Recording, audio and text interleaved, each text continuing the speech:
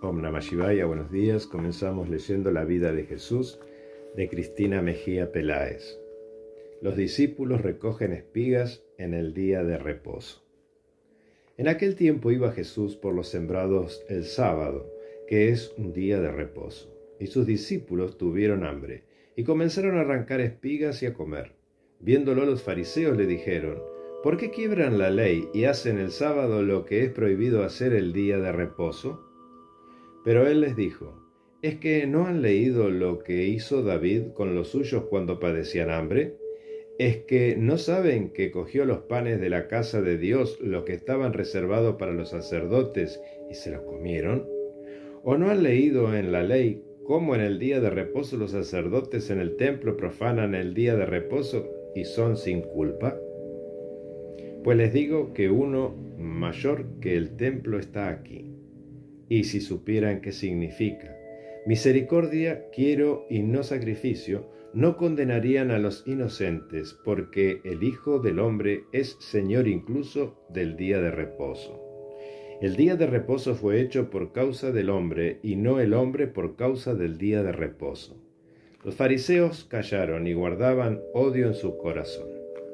La hija de Jairo. Mientras Jesús seguía con su ministerio, la gente de toda Galilea empezaba a enterarse de los milagros que estaba haciendo. Cada vez más personas se acercaban a él para pedirle ayuda. Jairo, uno de los jefes de la sinagoga local, también fue a buscarlo. Su hija estaba gravemente enferma y solo Jesús podía curarla. Jairo se arrojó a los pies de Jesús. «Ven a mi casa, por favor», le dijo, «y con tus manos sobre mi hija. Sé que si lo haces, ella se recuperará». Jesús aceptó y le pidió a Jairo que fuera al frente y lo condujera hasta su casa. Había una gran multitud, y Jesús y los discípulos avanzaban con gran dificultad, pues constantemente les daban empujones por todos lados. Escondida entre la multitud había una mujer que desde hace 12 años sufría sangrado vaginal. Los médicos le habían ordenado un sinfín de tratamientos costosos que no le habían servido de nada. Había recorrido un largo camino para estar allí aquel día, convencida de que tan solo con tocar la ropa de Jesús quedaría curada. Jesús estaba justo delante de ella, rodeado de una aglomeración de personas que le pedía ayuda. La mujer extendió la mano y tan solo logró tocar el borde de la capa de Jesús. Enseguida el derrame de sangre se detuvo. Jesús sintió que había salido poder de él y se detuvo. «¿Quién me tocó?», preguntó. Pedro, el discípulo que estaba más cerca, se quedó perplejo y pensó que había oído mal a su maestro. «Alguien me tocó», dijo Jesús de nuevo. «¿Quién fue?» «Maestro, hay muchas personas tocándote», dijo Pedro. «Solo mira esta multitud. Pudo haber sido cualquiera». Jesús sabía que no era así, por lo que miró a su alrededor. La mujer pudo sentir los ojos de Jesús clavándose en ella, así que dio un paso al frente y temblando se arrodilló delante de él. Le contó toda la historia frente a todos los presentes. «Yo sabía que si lograba acercarme lo suficiente para tocarte quedaría curada», dijo. «Hija, tu fe te ha sanado. Vete en paz». Jairo, por su parte, miraba a Jesús con gran ansiedad. Su hija estaba gravemente enferma y no había tiempo que perder. En aquel preciso momento, un hombre se abrió paso a empujones por entre la multitud y dijo: «Lamento tener que decirte esto, Jairo, pero acabo de venir de tu casa. Tu hija ha fallecido». Jesús lo oyó y le dijo a Jairo: «No tengas miedo, solo ten fe, y tu hija estará bien». Fueron deprisa a casa de Jairo, seguidos en todo momento por la multitud. Cuando llegaron, se encontraron con una escena angustiante. La familia de la niña era presa del dolor. Familiares y vecinos se habían congregado en la casa, y el aire se había llenado con el sonido de su llanto. Jesús se separó de la multitud y ordenó a Pedro, Juan y Santiago que entraran con él a la casa. Jesús solo permitió que ellos y los padres de la niña se quedaran dentro. A todos los demás les pidió salir. Los 6 entraron a la habitación de la niña. Cuando la madre vio el pequeño cuerpo que yacía en la cama, dejó escapar un grito terrible y cayó al suelo. «No llores», le dijo Jesús serenamente. «La niña no está muerta, solo está durmiendo». Los padres de la niña miraron confundidos a Jesús. Era evidente que estaba muerta. Su cuerpo sin vida yacía frente a ellos. ¿Qué querría decir él con esas palabras? Jesús se acercó a la cama, tomó la mano de la niña y le dijo en voz baja: «Despierta, hija mía». La niña enseguida abrió los ojos y la vida volvió a ella. Parpadeó y luego miró a su alrededor preguntándose por qué sus padres y 4 desconocidos la estaban mirando. La alegría y el asombro se adueñaron de los padres de la niña. No podían encontrar palabras para agradecerle a Jesús. «No le cuenten a nadie lo que ha sucedido aquí», les dijo, y después, volviéndose hacia la niña, añadió: «Tiene hambre. Denle algo de comer». Acto seguido, Jesús y los 3 discípulos salieron de la casa. A pesar de que Jesús quería que aquellos milagros permanecieran en secreto, la noticia se divulgó rápidamente y su reputación siguió creciendo. Noticias de Juan. Los romanos, que tenían el control de Palestina, designaban reyes para que gobernaran en su nombre y les daban poder y estatus a cambio de su obediencia. Cuando Herodes el Grande murió, el reino se dividió entre sus hijos. Uno de ellos era Herodes Antipas, que gobernaba Galilea. Un día oyó hablar de la predicación de Juan el Bautista. No le agradó lo que le dijeron. «Es evidente que ese hombre no es más que un alborotador», pensó Herodes, «pues predica acerca de la venida del Mesías y agita a la gente con falsas expectativas». También se dio cuenta de que si Juan ganaba un gran número de seguidores y había indicios de que así sería, podría ser una amenaza para el orden público. Los romanos considerarían esto una rebelión y podrían intervenir para aplastarla por cuenta propia, sacando a Herodes del poder al mismo tiempo. Antipas estaba decidido a no permitir que esto sucediera y se comprometió a vigilar a Juan el Bautista de cerca.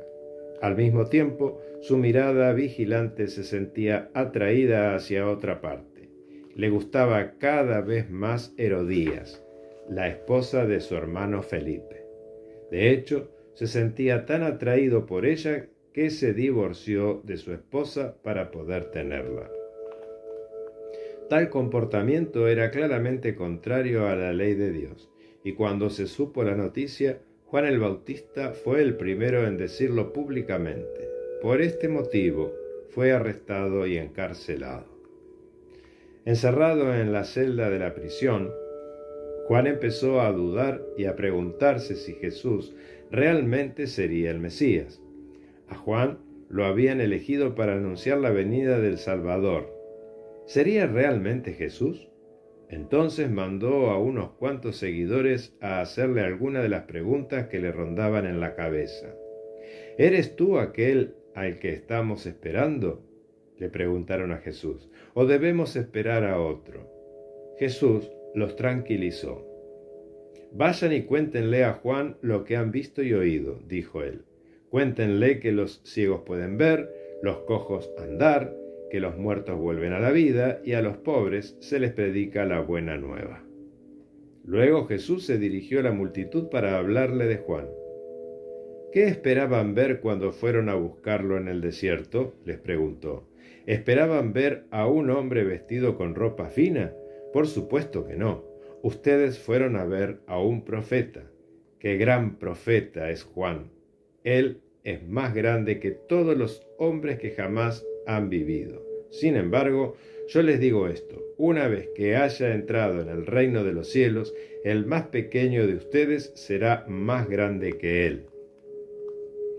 Todo el pueblo que escuchó y hasta los recaudadores de impuestos dieron la razón a Dios aceptando el bautizo de Juan. En cambio, los fariseos y los doctores de la ley rechazaron lo que Dios quería de ellos, al no dejarse bautizar por él. La muerte de Juan. La nueva esposa de Herodes, Herodías, odiaba a Juan el Bautista por haber desaprobado públicamente su matrimonio. Quería que lo ejecutaran, pero Herodes, quien temía y respetaba la santidad del profeta, se negó a hacerlo, sabiendo que era hombre honrado y santo. Lo protegía, hacía muchas cosas aconsejado por él y lo escuchaba con agrado. No obstante, al poco tiempo Herodías tuvo su revancha. Para el cumpleaños de Herodes se invitó a todos los jefes militares y a los personajes más destacados de Galilea a una gran fiesta. Había montañas de comida y reservas interminables de vino. Luego llegó el momento culminante de la celebración. Una hermosa joven apareció detrás de los músicos de la corte y todos se quedaron en silencio. Era la hija de Herodías, Salomé, que iba a bailar para todos los invitados. Mientras la música sonaba, la joven se movía de una manera que tenía embelesados a todos los espectadores, como si estuvieran hipnotizados por su exquisita belleza y su impecable baile. Los invitados la miraban con la boca abierta. Cuando el baile terminó, el complacido rey le hizo una promesa de la que más tarde se arrepentiría. «Fue un baile estupendo», dijo él cuando los aplausos fueron apagándose. «Puedes pedirme todo lo que desees. Toma la mitad de mi reino, si así lo quieres». La joven no supo qué decir, así que salió de la sala de banquetes para hablar con Herodías, su madre. «¿Qué debo pedir?», le preguntó. «Pide la cabeza de Juan el Bautista», fue la cruel respuesta de Herodías, quien odiaba a Juan por censurar su matrimonio con Herodes. La joven volvió junto a Herodes, quien le preguntó: «¿Te has decidido? ¿Qué quieres que te dé?». «Quiero la cabeza de Juan el Bautista, servida en un plato», dijo ella. Se hizo silencio en la sala. Los estupefactos invitados se miraron con incredulidad, sabiendo que el rey no podía faltar a su palabra. Con gran tristeza, Herodes llamó a un guardia, le dio instrucciones y lo envió a la celda de Juan. Poco después, el guardia regresó con la cabeza de Juan en un plato. En presencia de sus invitados, muchos de los cuales apartaron la vista en señal de repugnancia, le dio a Salomé su recompensa. Ella, a su vez, se la llevó a su expectante madre. Herodías había conseguido su venganza. Cuando los seguidores de Juan se enteraron de esto, fueron a la prisión, se llevaron el cuerpo de Juan y lo enterraron. Después fueron a contarle lo sucedido a Jesús. Om Namah Shivaya.